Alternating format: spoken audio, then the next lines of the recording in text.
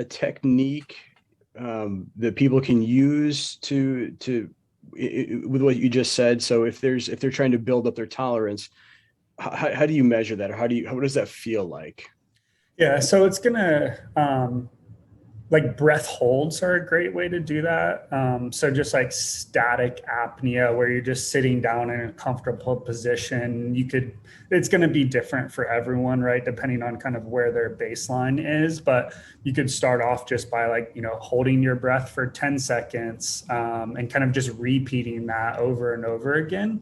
And what most people will notice is that you're going to build up this urge to breathe, right? Like when you're holding your breath, that first kind of urge to breathe, that's actually a buildup of CO2 in your system.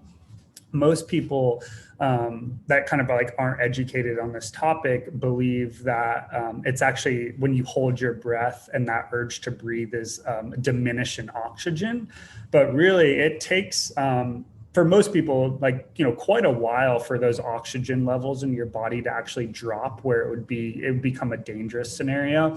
And a great way for people to get started with this is actually wear like a pulse oximeter on their finger that will measure your SpO2 levels. You can get your SpO2 levels really below 80%, so around 80 to 85 would be a really good area for someone to shoot for. And then, it's a really good because you can just hold your breath until your oxygen levels drop, below 90, and then just breathe normally for a few breaths, watch your SpO2 levels come back up, and then just repeat that process for a few rounds. That's a really great way. The other really great way is just to, like I said, intentionally lower your breathing volume. So instead of taking these huge breaths where you're really filling your lungs up to the max capacity, try to take in at least amount of air as possible and just breathe like that for 2 to 3 minutes. Most people will notice that urge to breathe starting to creep up. And that's when you're building that CO2 tolerance. At the point where it gets uncomfortable for most people, they can just kind of get out of that routine, breathe normal, take a couple of those big deep breaths as like a recovery breath. And again, just repeat that process for, 3 to 5 rounds. Two really kind of easy and quick ways that anyone can start to experiment with that stuff at home. And then the third thing is, all of our bodies and all of our physiological states and mental states are so different. All three of us here have much different things going on in our bodies right now.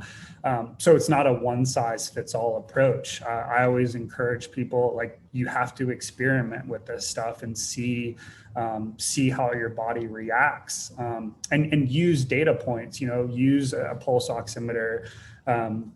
I have this Aura Ring, which is like a wearable device, or Whoop, or something that will give you a real-time heart rate variability feedback too. And so that way you can see how your nervous system is actually responding to you changing your breathing patterns in real time, because what works for me might not work for you. And so the only way to kind of figure that out is through experimentation. There's basic principles that everyone should follow, but I think after that, it's really kind of, it's an open playbook, and really you have to figure out what's going to work for your body and your specific environment as well.